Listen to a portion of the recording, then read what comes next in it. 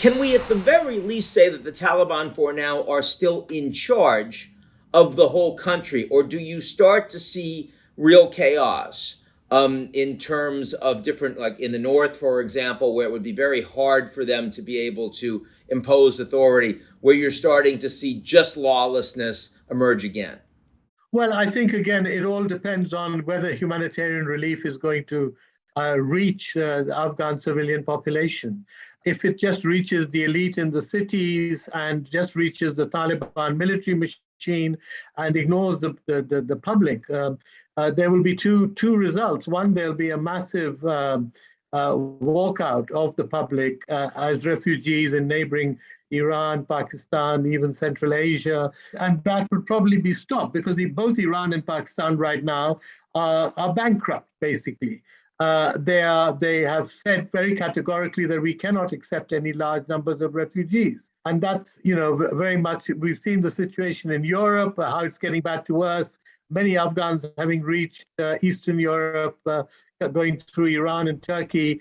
Nobody's in the mood to have another influx of refugees coming in from Afghanistan, no matter how bad the pictures of suffering we see on the TV. Remember that the refugee crisis is acute because Iran and Pakistan are still holding refugees from the Soviet period, and not counting those refugees who fled the first Taliban government 20 years ago and subsequent fighting.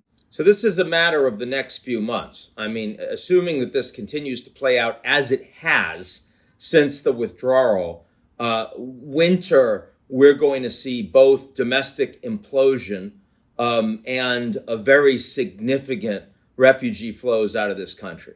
You have a situation where armed resistance on the ground has petered out for the time being. But I would say, you use the word chaos, I would say there's enormous unrest at the moment, I think, even in the cities regarding the woman. I mean, women have been coming out almost every day. Women are facing enormous challenges because they have to get their jobs back. And they are the earners of families in many instances. So I think we are going to see a lot of unrest, and it's going to be much more easy for the opposition to organize unrest in the cities, demanding food and demanding,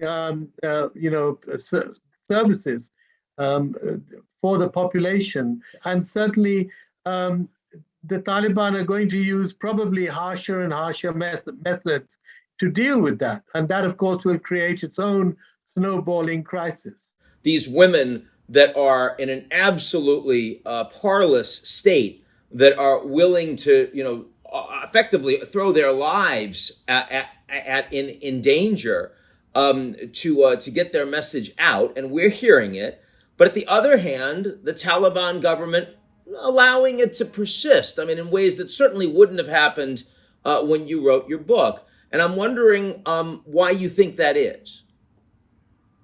Well, certainly the Taliban have not resumed beating women savagely in the streets the way they did back in 2000 when they took Kabul.